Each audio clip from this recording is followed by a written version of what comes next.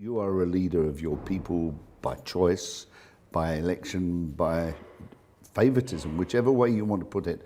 People look up to Tony Ehrenreich. Do you really want your heritage being seen as throwing feces, burning farms down and things like that? Because you're an educated person. You've said all through this discussion with me that it's wrong to do those things, yet it happened under your watch in this area. It's happened and it's been condemned. There can be no ambiguity about that. There's no condonation of that. So nobody condones that as a practice, as even a way to demonstrate your anger.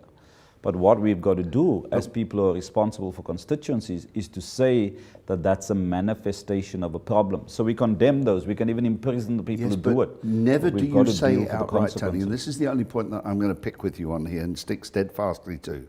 At no point do you ever say we condemn it. You say we don't agree with it, but you do not say publicly we condemn it. And there are many people less educated than yourself who take that as a right to do it because you've endorsed it. There are press statements of Cosatu in my name that condemns the throwing of feces, and we were the first organization and the farm burnings? That condemned all forms of violence in relation to the farming strike. Because all that did, the farm workers were on such a moral high ground when the atrocious wages they were paid was exposed, that all we could do was lose that moral high ground. So burning a few vineyards didn't help our struggle at all. It had no value. Closing down the N1 didn't help it at all. That was condemned publicly. There are public statements from Cosatu to that effect. So there can't be ambiguity that we endorse that. But once we've condemned the individuals who do that, we have a responsibility to say that the system as it manifests itself is not working. The strikes in the farming industry is probably a good example to talk about. That was not organized by unions. 6% of those workers are in unions. The majority of people who went out on strike were not in unions. If we had not gone out to areas like the Dorings and elsewhere, and our union, FAU, is probably the weakest organized amongst farm workers. There were other independent small unions that we went to and tried to give some direction to the thing and say violence has no place. You can't, because what happened when people went on strike? What happened when people started getting frustrated and was burning down? Who called off the strike? Who called off the strike? It was Cosatu.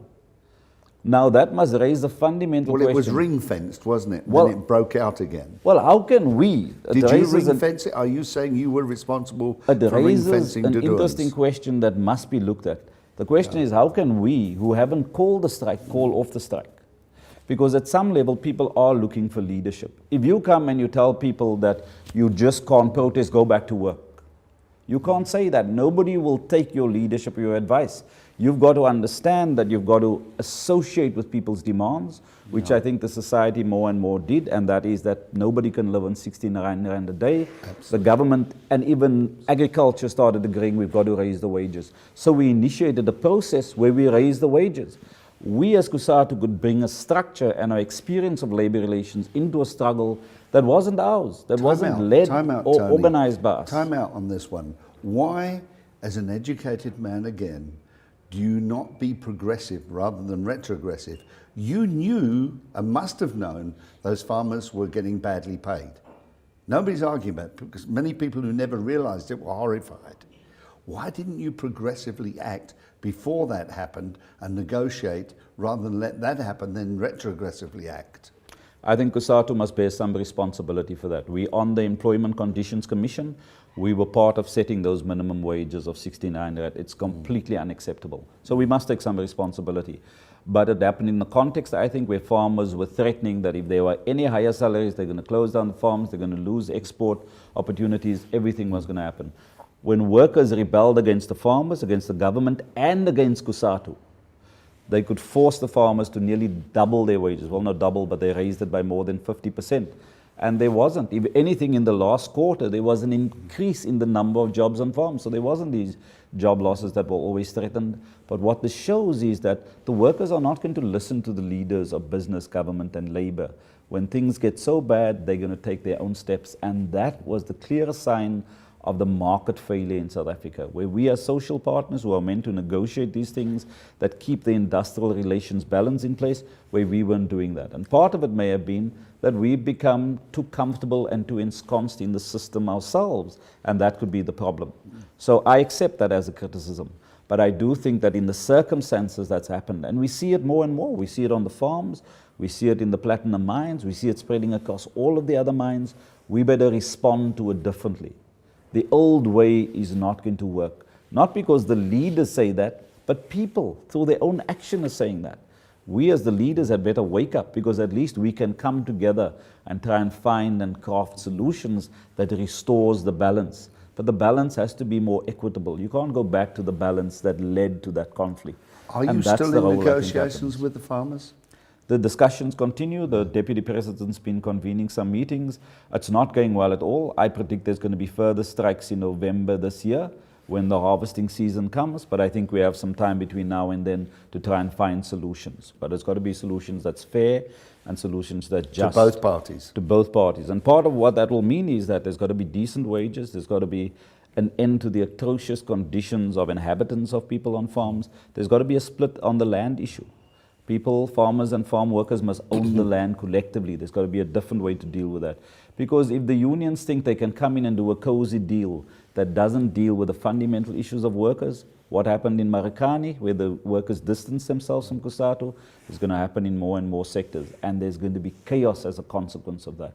So we better understand as leaders and as responsible people that we must stop seeking their high life and be seen to be as part of the elites, as the super wealthies in this country. We must respond to the people we're meant to serve, and we must respond to them by association, not by words, but by deeds and how we live and how we present ourselves to them, because that's part of the problem in this country.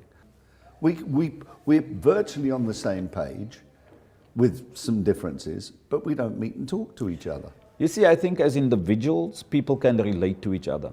And they often do when they have similar values and similar aspirations. But I relate to you. But there's a group dynamic that comes into it. White people come together as groups. Black people come together as groups. ANC comes together as groups. And they push their group interest. And in South Africa, that group interest is defined as the generational advantages and the generational disadvantages. Wrong, Tony, it's wrong. Of course it's wrong. But you need people to come together and say, we realize that's not sustainable. You need the farmers to come and say, I know that this land was stolen somewhere, your people will probably put off it. Here's 50% of the land that you own, here's 50% that I own, together we work this land. And there's a great example that you must go look at. There's a Solms Delta farm in Franshoek. Yeah, there's one in Natal as well. This guy is a foreigner. Yeah. But he's come in, got two farms, the one belongs to the workers. It's a great example, a fantastic community. Their kids are doing well. Their kids are not even staying to work as farm laborers anymore because they have great education. Do you know, they're getting ahead. As a union leader, there are certain groups in the farming community who are doing exactly what you are suggesting, but you don't know about it. Grain SA, for instance, who supply most of the grain, are predominant in the field of education as aspiring black farmers. 2,400 of them, they help and assist all the time. There's a lot of them doing great stuff. But you don't meet with those guys to talk to them. But those guys, no, I have actually spoken to Grain SA. Part of the issues with Grain SA is that they're a lot more mechanized. So they don't have lots of staff, they don't have that issues. They have other problems with government importing grain and import parity pricing. Yeah. And that's all stuff that government can help a lot of the farmers. Government is hostile towards farmers also. Farmers hate government, they don't trust them. So how can we get anywhere with that relationship? We've got to fix that. We've got to make sure that we understand we must be a team. I will tell you, you're partially right on that one, but you're wrong as well. I act as a lobbyist between the two, which is why I deal with Tina very often and why I was with her today. What we called the old boer that you called that ran these farms in 20 years ago, let's call it around the figure off that the ANC took over 20 years ago, were in their 60s, 70s and 80s. Some of them are dead. Some of them have passed the farms on to their sons and daughters. Very few of those old boers that you dealt with originally are still around.